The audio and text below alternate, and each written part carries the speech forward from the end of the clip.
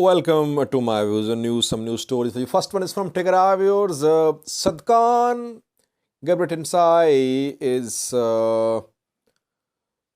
top general from Tigray. He led Ethiopian National Defense Force too. And some Tigrayan pro-Tigray news sources are now sharing a document. The document is about Tsadkan's advice to the TPLF. Advice was given reportedly last year. What did Tsadkan say? Did TPLF listen to Tsadkan? And what was Tsadkan's position in 2021 when Tigray forces were on the offensive? And did he change his position when TPLF when Tigray forces started suffering losses in 2022? Secondly, PM Abiy was seen again today playing soccer. He went to a newly built sports center in Liddeta, Addis Ababa.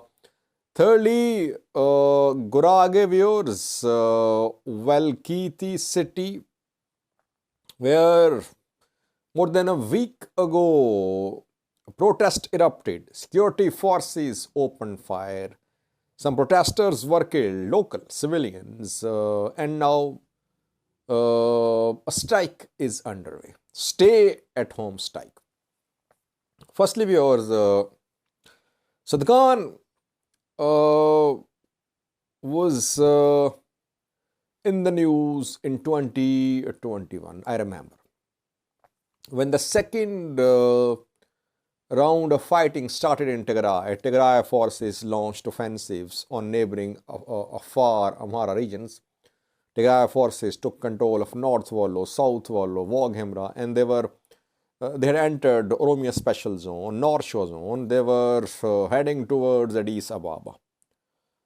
I had some videos, almost all developments I covered back then. I remember an interview of Tsadkan back then. He had said that there was no one between Tigray Defense Force and Addis Ababa. No one was there to talk to. No force, no resistance. Then came combat drones, TB2s, especially Turkish TB2s, Winglongs as well, but mainly Turkish TB2s, which changed the battlefield picture. Balance was tilted in favor of Ethiopian federal forces. Amhara regional forces. Tigray forces started suffering losses. And we saw that gradually, at the end of 2021, Tigray forces had to retreat from Amhara far regions.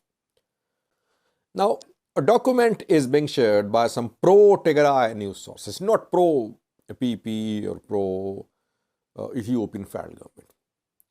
It is being claimed that in 2022, Tsadkan warned Tigray People Liberation Front, Tigray regional government, Tigray politicians. He warned them that TPLF should reform or it would face revolt.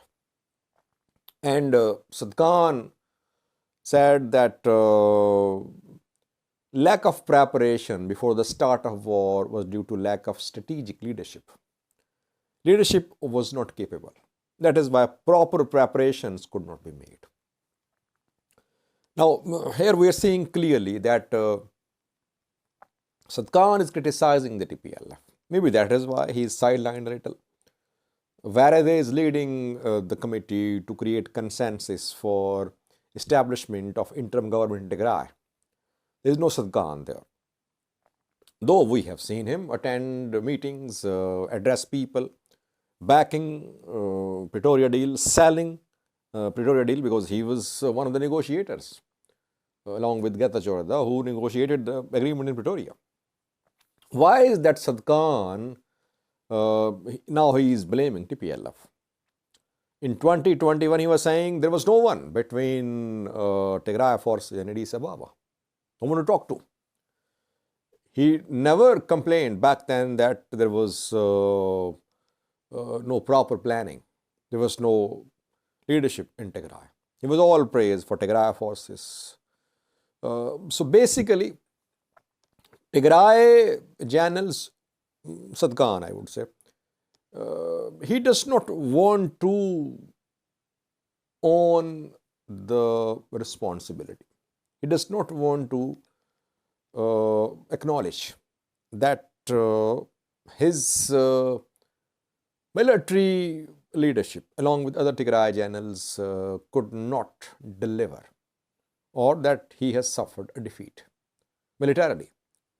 Whenever generals suffer defeats in the battlefield, they blame politicians. It happens across the world. Generals don't concede defeats mostly. That is why perhaps Tsadkan is accusing TPLF. I am saying that because I have covered this war. He remained silent when TPLF, Tigray forces, were on the charge, when they were on the offensive. And when Tigray forces surrendered heavy weapons, they signed a deal of capitulation. Now he is accusing the TPLF. Let's see, will he be given some role in Tigray in future? That remains to be seen. But his observation is correct now. The TPLF could face revolt if there is no reform. But are opposition parties in a position to stage a revolt? Are people of Tigray in a position to stage a revolt? Because TPLF still is in control. And without some leading figures joining opposition, it would be difficult to remove or to considerably weaken TPLF in Tigray. Secondly, viewers, PM Abiy was again seen today playing soccer. He visited a sports center, newly built, I think, in Liddita, Addis Ababa. You can see some pictures on your screen of the Prime Minister. He can be seen there at the center, sports center. A few days ago, a video of the Prime Minister was shared where he was seen playing football with kids. And he showed his dribbling skills with kids. And today, once again, he was seen playing football. But I did not see his dribbling skills today, though I'm looking for any video to see how he performed at the sports center. He's fond of showing his football skills. Last time he showed the skills in front of kids. This time I think fellow players are a little skilled. I think that is why we have not seen any dribbling skills from the PM so far. Thirdly, viewers, Wolkite. I hope my pronunciation is correct. Wolkite, I think, which is a main city in Gurage. Around a week ago, people took to the streets in Wolkite against suspension of water supply to the city. Wolkite is in Gurage. Security forces dispersed protesters who had gathered outside water outside office, government office, which deals with the issue of supply of water. Security forces opened fire. 3 casualties have been confirmed so far. Some say more were killed, and dozens were injured. Human Rights Commission of Ethiopia has confirmed these deaths. Almost a week has passed. So far, life is not back to normal in Wolkite. People are now observing strike from home. No one is coming out.